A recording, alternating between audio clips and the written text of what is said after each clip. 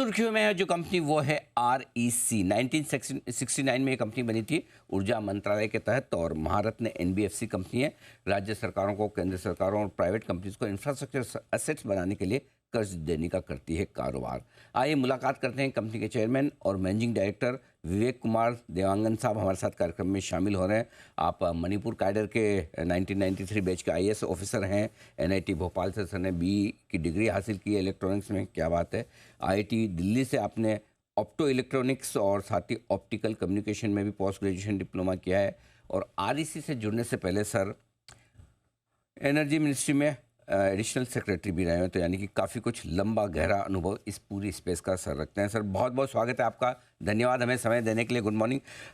सवाल और आपको जो आमंत्रित किया है, आपको पता ही है टॉक ऑफ द टाउन कल जो थी कि RBI की तरफ से नई गाइडलाइंस आने की बात कही जा रही है। अभी ड्राफ्ट गाइडलाइंस आई है कि उसमें RBI ये चाहता है कि भाई जो अंडर कंस्ट्रक्शन प्रोजेक्ट्स हैं उसके लिए 5% की प्रोविजनिंग की जाए। बताएं सर, इस नियमों को कैसे देखते हैं? क्या आपकी कंपनी पर लागू होंगे तो किस तरह से? आपने एकदम सही कहा कि ये ड्राफ्ट गाइडलाइंस है जो RBI ने जारी किया है और सभी स्टेक होल्डर्स उन्हें 15 जून तक कमेंट्स मांगे हैं। जी जी स्टेक होल्डर से कमेंट आने के बाद उसको फाइनलाइज करेंगे।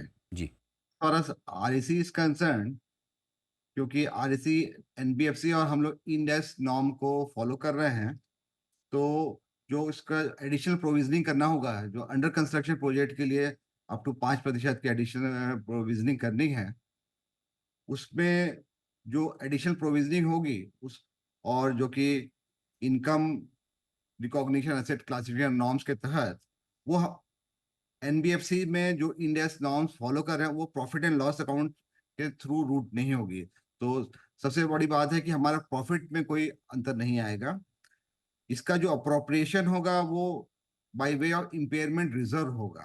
तो इम्पेयरमेंट रिजर्व से क्या होगा कि हमारा टीयर 1 कैपिटल में थोड़ी सी इफेक्ट होगा, परंतु चूंकि हमारी कैपिटल एडिक्वेसी रेशियो काफी पर्याप्त है, हमारी कैपिटल एडिक्वेसी रेशियो आज ऑन 31 मार्च 2024 लगभग 25.82% है, जो कि RBI नॉर्म के हिसाब से 15% होनी चाहिए। तो हमारे पास काफी कुशन अवेलेबल है, इसलिए हमारे REC को कुछ ज्यादा अफेक्ट नहीं करेगी ड्राफ्ट गाइडलाइंस। तो अच्छा सर, तो दो चीज़ें हैं इसमें। पहली चीज़ तो आपने एकदम साफ कहा कि मुनाफे के लेवल पे तो कोई फर्क पड़ने वाला ही नहीं, करेक्ट। जो अब मुनाफा अभी भी आ रहा है वो आता रहेगा, राइट। जी प्रोविजनिंग चूंकि आपको थोड़ी एडिशनल करनी पड़ सकती है, लेकिन उसमें भी आपके पास कैपिटल एडिक्वेसी रेशियो 15% के मुकाबले में 26% के आसपास है, तो वहां पर भी आपको पर्याप्त कुशन है, राइट। जी तो वहां भी ऐसी कोई आपको ऐसा नहीं कि भाई मुझे कैपिटल की एक्स्ट्रा जरूरत है, कोई आपको फंड रेज करने की इस पर्पज से जरूरत नहीं पड़ेगी, राइट। जी जी तो आप जितने लोन पहले दे रहे हैं उतनी आगे भी दे सकते हैं अपनी इस बैलेंस शीट पे, इसमें कोई बदलाव नहीं आएगा। इसमें कोई बदलाव नहीं आएगा। हमारे जो ग्रोथ ट्रेजेक्ट्री है, जो हमारा एसेट अंडर मैनेजमेंट पिछले वर्ष 17% बढ़ा है, हम लोग ये ग्रोथ ट्रेजेक्ट्री 15 से 20% के बीच अगले 5 वर्षों में मेंटेन कर पाएंगे। अच्छा, अब दूसरी चीज सर, आपने कहा थोड़ा सा मामूली सा कोई फर्क पड़ सकता है, तो वो मामूली सा फर्क कहाँ और किस तरह से पड़ सकता है वो जरा समझाएं। जैसे टीयर 1 कैपिटल में थोड़ी सी कमी आ सकती है, तो टीयर 1 कैपिटल हमारे पास काफी कुशन अवेलेबल है। किसी एक सिंगल प्रोजेक्ट पे हम लोग 30% ऑफ टीयर 1 कैपिटल का की सैंक्शन कर सकते हैं। तो अभी हमारा ये 30% ऑफ टीयर 1 कैपिटल लगभग 20,000 करोड़ है। तो ये हो सकता है कि 20,000 करोड़ से घट के 19,000 करोड़ तक आ जाए। तो उससे हम लोग अभी भी ऐसे, हमारे कोई सिंगल प्रोजेक्ट नहीं है जो कि 18-19 हजार करोड़ के लगभग है। हमारे मैक्सिमम प्रोजेक्ट साइज लगभग 15,000 करोड़ तक रहता है, इसलिए हमारे पास सफिशिएंट क्वेश्चन है। हमारे लिए कोई लिमिटेशन नहीं होगी as far as project finance sanction करने की बात है। तो फिर तो सर उसमें भी दिक्कत नहीं है, 20,000 करोड़ के ऊपर के प्रोजेक्ट में ही समस्या है। आप तो 15,000 करोड़ के ऊपर के हार्डली कोई दे रहे हैं, और अगर 20,000 करोड़ का हुआ भी तो 1,000 करोड़ से ज़्यादा का इम्पैक्ट उस पर नहीं है, राइट सर। जी जी तो वो तो बहुत ही छोटा है इस हिसाब से, राइट। तो जी आई थिंक फिर इसका मतलब क्या ये समझें कि कल बाजार को समझ ही नहीं आया एक्चुअली कि REC पर क्या इम्पैक्ट हो सकता है, ओवर रिएक्शन हो गया। हाँ, हमें जो यही लगता है, क्योंकि इनिशियल रिएक्शन लोगों ने ठीक से पढ़ा नहीं था। अब काफी डिटेल ड्राफ्ट गाइडलाइंस है, जैसे जैसे लोग उसको स्टडी करेंगे तो उन्हें पिक्चर क्लियर होगी। बिल्कुल ठीक बात। अब आइए सर, दो तीन चीज़ें जो मैं समझना चाहता हूँ। पहली चीज़, आपने ऑलरेडी कहा है कि REC जीरो NPA की तरफ बढ़ रही है, जीरो NPA की तरफ, राइट। इस गाइडलाइन से तो इनफैक्ट ऐसे देखा जाए तो आपकी एसेट क्वालिटी और मजबूत होगी, राइट? जी, तो क्या जीरो एनपीए की तरफ बढ़ने का आरईसी का टारगेट इंटैक्ट है और कब तक?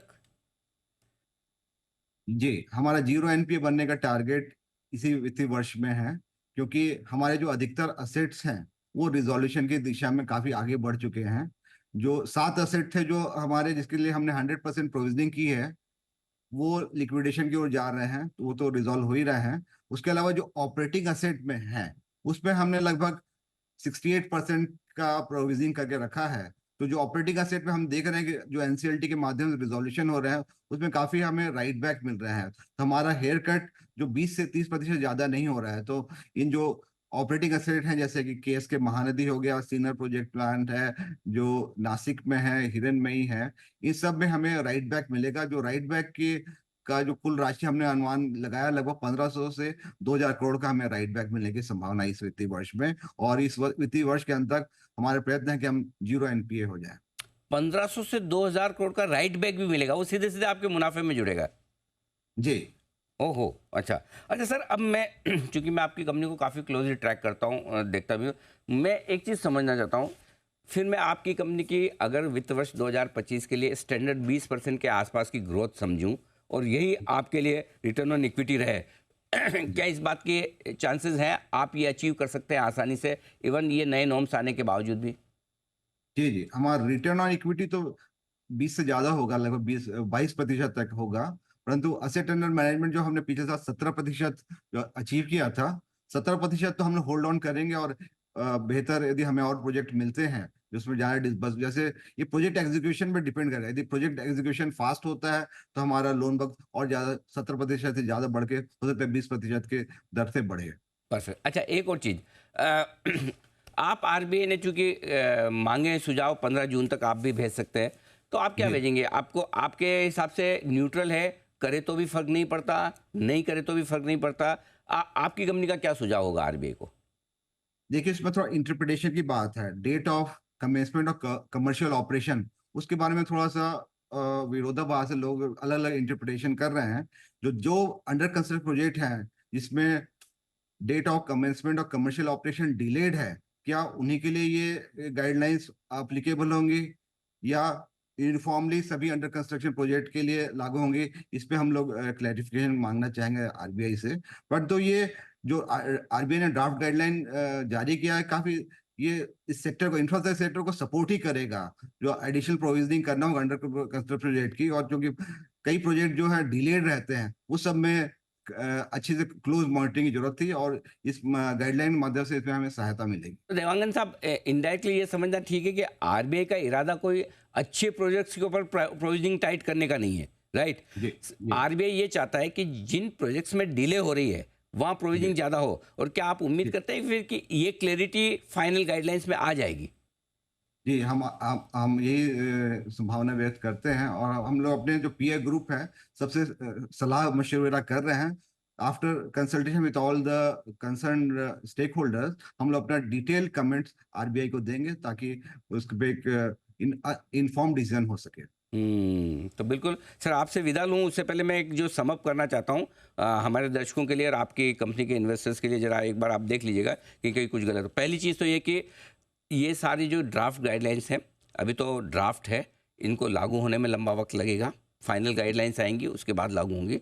दूसरा, अगर हुई तो भी आरईसी के लिए प्रॉफिट पर कोई फ़र्क नहीं पड़ता, आरईसी के लिए बैलेंस शीट पर किसी तरह का कोई फ़र्क नहीं पड़ता, क्योंकि आप ऑलरेडी इंडेस के अंतर्गत इसकी प्रोविजनिंग कर ही रहे हैं। आपको एडिशनल प्रोविजनिंग की ज़रूरत नहीं है, आपके पास पर्याप्त कैपिटल है और 20,000 करोड़ से कम के प्रोजेक्ट से ऊपर के प्रोजेक्ट्स आपके पास कोई है नहीं, तो आपके लिए कोई खास असर किसी तरह का पड़ने वाला नहीं है। ये बात सही है, राइट सर?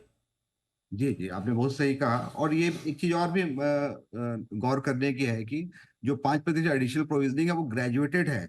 31 मार्च 2025 को 2% एडिशनल प्रोविज़निंग करनी है। अगले साल 31 मार्च 2026 को 3.5 करना है। और 31 मार्च 2027 में जाके 5% प्रोविज़निंग होगी। तो ये over a period of 2 years ये जो 5% का एडिशनल प्रोविज़निंग करने का प्रस्ताव दिया है आरबीआई अगर ने। और अगर सर फर्ज करें कि जी, आरबीआई जब फाइनल गाइडलाइंस दें और उस फाइनल गाइडलाइंस में ये कह दें कि ये जी, सिर्फ डिलेड प्रोजेक्ट्स के लिए है, सारे प्रोजेक्ट्स के लिए नहीं, तब तो जी। बात ही खत्म। जी, जी। हमारा भी यही सुझाव रहेगा कि जो प्रोजेक्ट सही ढंग से एग्ज़ीक्यूट हो, कुछ प्रोजेक्ट तो बिफोर टाइम भी एग्ज़ीक्यूट हो रहे हैं, जैसे एग्जैक्टली। रिन्यूएबल एनर्जी प्रोजेक्ट है, जो कि आरईसी का बहुत ज़्यादा फ़ोकस अब रिन्यूएबल एनर्जी फाइनेंसिंग में है, जिसमें आपने देखा होगा कि 533% की ग्रोथ है। इस साल हमने 1,36,000 करोड़ सैंक्शन किया था। तो जो रिन्यूएबल प्रोजेक्ट में मैंने देखा है कि प्रोजेक्ट एग्जीक्यूशन काफ़ी फ़ास्ट हो रहा है और समय से हो रहा है। और कुछ-कुछ जो प्राइवेट सेक्टर प्रोजेक्ट है, वो तो एकदम सही समय पे आ रहे हैं। तो जो प्रोजेक्ट डिलेड है, उसके लिए आरबीआई गाइडलाइंस काफ़ी उपयोगी रहेगा। बिल्कुल सर। देवांगन साहब बहुत बहुत धन्यवाद। आमतौर पर मैं आपको अच्छा, मेरी तरफ से एक बार आप कॉम्प्लीमेंट्स और बधाई स्वीकार करें। वो इसलिए कि मैंने देखा है सर, आमतौर पर पब्लिक सेक्टर एंटरप्राइजेस के जितने भी टॉप मैनेजमेंट में होते हैं, चाहे कारण कुछ भी हो, लेकिन वो कुछ भी इस तरह के मुद्दों पर बोलने से, बात करने से, अपने इन्वेस्टर्स को कन्वे करने से कतराते हैं। लेकिन आपने बहुत अच्छे तरीके से, एकदम क्लैरिटी के साथ अपनी कंपनी की पोजीशनिंग बताई और अपनी बात हमारे दर्शकों को और आपके इन्वेस्टर्स के सामने रखी है। इसके लिए मैं सर आपको बधाई देना चाहता हूँ, धन्यवाद देना चाहता हूँ। Thank you so much sir, बहुत बहुत धन्यवाद। बहुत-बहुत धन्यवाद।